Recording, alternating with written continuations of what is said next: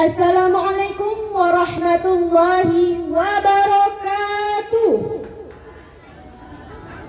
Salam kemanusiaan. Siamu. Segala puji bagi Allah yang telah memberikan kita nikmat kesehatan dan nikmat kesempatan kepada kita sehingga kita dapat berkumpul di tempat yang kita cintai ini.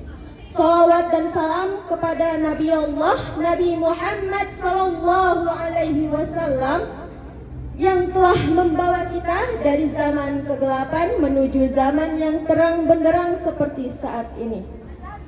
Di sini perkenalkan, nama saya Nadia Salsabila Putri dari kelas PGMI 1 semester 3. Fakultas Ilmu Tarbiyah dan Keguruan Universitas Islam Negeri Sumatera Utara.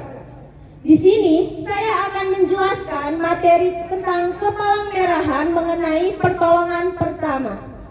Teman-teman tahu nggak sih apa itu pertolongan pertama? Jadi, pertolongan pertama merupakan pertolongan yang dilakukan segera kepada penderita yang mengalami sakit, cedera ataupun kecelakaan yang membutuhkan penanganan medis dasar.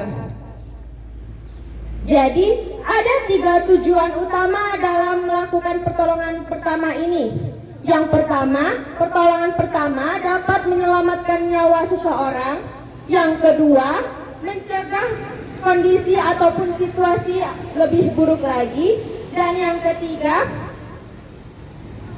dapat menyelamatkan nyawa seseorang. Jadi ada beberapa alat yang bisa kita gunakan untuk pertolongan pertama. Yang pertama itu ada masker, yang kedua ada sarung tangan latex, yang ketiga itu ada pembalut. Nah teman-teman, jadi pembalut ini terbagi 3. Yang pertama itu ada pembalut gulung. Yang kedua itu ada pembalut segitiga yang biasa kita sebut dengan kain mitela. Yang ketiga itu ada pembalut perekat atau kita sebut dengan plester. Selanjutnya ada kacamata pelindung, terus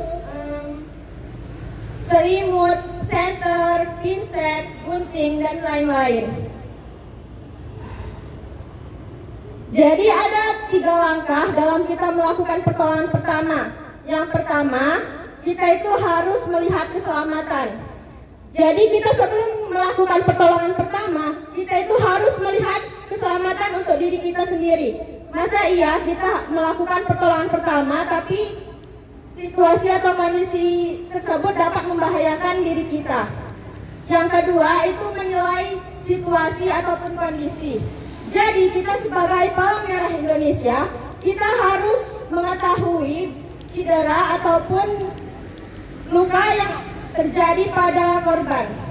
Dan yang ketiga, kita bisa memanggil bantuan seperti bantuan ambulan untuk penanganan yang lebih lanjut. Jadi pertolongan pertama yang saya jelaskan ini ada 2. Yang pertama, pertolongan pertama pada korban patah tulang. Ada beberapa alat yang bisa kita gunakan pada saat menangani korban patah tulang. Yang pertama itu ada bidai. Bidai itu seperti penyangga yang biasanya terbuat dari kayu. Yang kedua itu ada kain mitela. Yang ketiga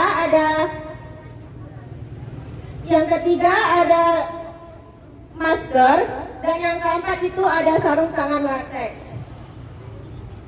Jadi untuk langkah-langkah pada pertolongan pertama pada korban patah tulang, yang pertama itu kita sebagai anggota PMI kita wajib memperkenalkan diri terlebih dahulu.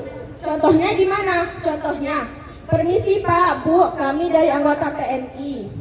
Lalu memperkenalkan diri. Selanjutnya, yang kedua kita itu harus izin terlebih dahulu kepada korban. Contohnya, kami izin memeriksa Bapak atau Ibu ya. Selanjutnya, yang ketiga, kita itu harus memeriksa keadaan korban atau bertanya sendiri kepada korban bagian mana yang terluka ataupun yang terasa sakit. Selanjutnya yang keempat itu kita melakukan langkah-langkah dalam pertolongan pertama. Langkah-langkahnya itu ada beberapa. Yang pertama itu kita itu harus memakai sarung tangan latex dan masker terlebih dahulu. Yang kedua, siapkan dua bidai, lalu kita letakkan di antara kaki yang terkena patah tulang. Lalu siapkan 3 kain mitela, lalu kita letakkan di bagian bawah pada kaki yang patah tulang, lalu kita ikat ketiga-tiganya. Selanjutnya yang kedua, pertolongan pertama pada korban pingsan. Jadi ada beberapa penyebab yang menyebabkan kita pingsan. Yang pertama itu karena kelelahan, yang kedua itu karena kita berada di ruang manusia yang cukup banyak, jadi kita kekurangan oksigen. Yang ketiga itu kita merasa sakit karena cedera.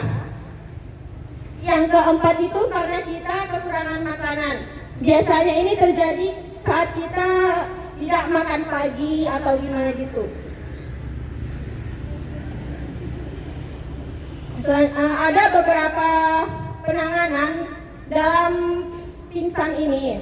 Yang pertama, kita itu harus membaringkan si korban di tempat yang aman, jangan yang dipanas-panasan gitu.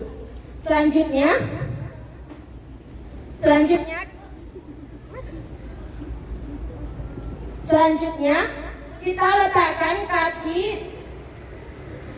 di atas 30 cm di dada kita. Selanjutnya kita longgarkan pakaian yang dikenakan si korban. Yang keempat, biarkan sirkulasi udara itu terhirup oleh si korban.